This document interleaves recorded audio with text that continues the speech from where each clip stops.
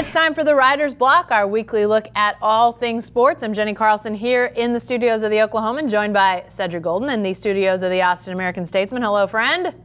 What's up, Jen? Hey, we got all sorts of sports to talk about today. We're going to talk some baseball, some football, and some basketball. But let's start with baseball, which this time of year, you maybe not think much about baseball, but the Houston Astros decided to go and hold a press conference and show us all how to not do public relations. Cedric, their owner, Jim Cain, we've talked about him on the Writer's Block before.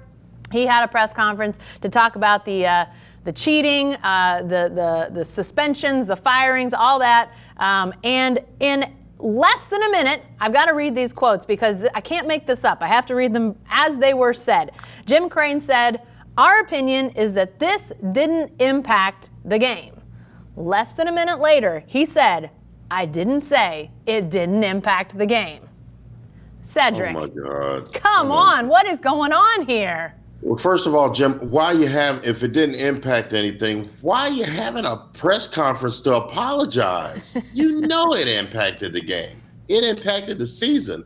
It impacted history. You ended up winning a world championship under bad circumstances. And to me, the backwards apologies and the pseudo denials just makes it even more shady. I mean, you've already fired AJ Hinch and Jeff Luhnow. Why are you still in front of a camera? You need to let it go, because at the end of the day, Jen, he goes home and he polishes that world championship trophy that they got. And in my opinion, they cheated beyond that. 2017, I think they cheated in 2019. Why wouldn't you cheat? No one knew about it. Why would you all of a sudden stop cheating if you just won a championship? Yeah. So to me, I just think it's disingenuous. I think the Astros, it's a bad look. And I think somewhere in Cincinnati, Pete Rose is going, why am I not in the Hall of Fame? Yeah, it's definitely brought up a lot of questions about other cheaters out there who've been banned from the Hall and all those sorts of things. You bring up Pete Rose, or others, obviously a short list, but a notable list. But the time that I was sort of taking in this press conference, I was thinking there had to be public relations person standing somewhere off to the side in the back behind a curtain, melting. They just had to be thinking, oh, dear Lord, what have we gotten ourselves into here? Cedric, I don't know if you had a chance to see the interview that AJ Hinch, the former manager with the Astros, did with Tom Verducci, MLB Network, which obviously that's an MLB property. They keep separate as much as they can, but there were some tough questions. I mean, putting AJ Hinch on the spot, and he was very, he apologized. He said he was sorry. He said he made mistakes. He said he didn't go far enough to try to control the players. Apparently he used a baseball bat twice to break TV monitors that were being used in the cheating. But he said, hey, I didn't do enough because it kept going on. I mean, that's the type of contrition that you want to hear, not Jim Cain saying, I don't think it affected things. I'm here apologizing, but I don't think it affected. Cedric, that is, if we thought, if the Astros thought that having this press conference was going to put everything behind them, I think it just opens up an even bigger can of worms after what we saw today. You just don't keep pouring gas on it. Let it go away.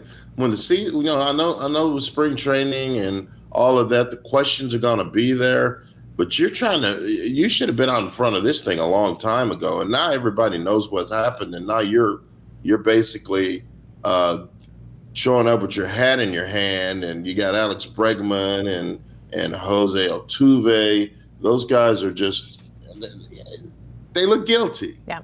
They look guilty. They got caught cheating on their wife, and the mistress is standing right next to them, and she's got on her evening gown, and they're going, hey, it was just dinner. I mean, people don't believe that, and we know what they did. And to me, I think you should let it go. We've already formed our opinions, Jen, about what happened.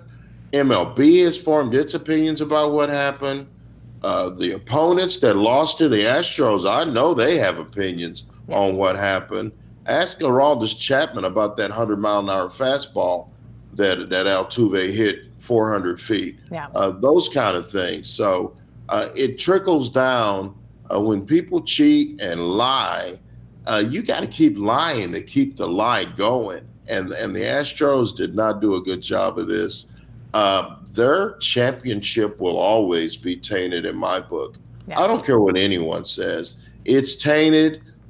History remembers the winners, Jen. They're going to be known as the world champions.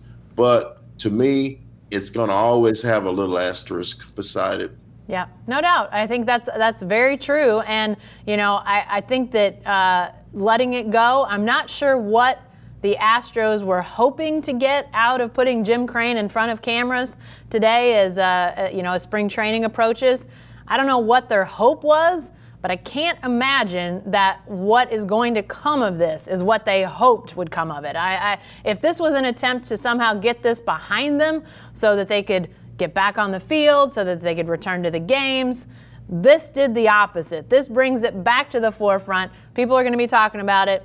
I don't know if in retrospect putting Jim Crane in front of one interviewer in a setting much like you saw A.J. Hinch would have been a better way to go about it. I don't know what the answer was, but I don't think Jim Crane behind a big bank of microphones is something we'll see again, if ever. I'm not sure anybody in the Astros is ever going to say, all right, let's do that again. Oh, what a joke. What a joke. Crazy.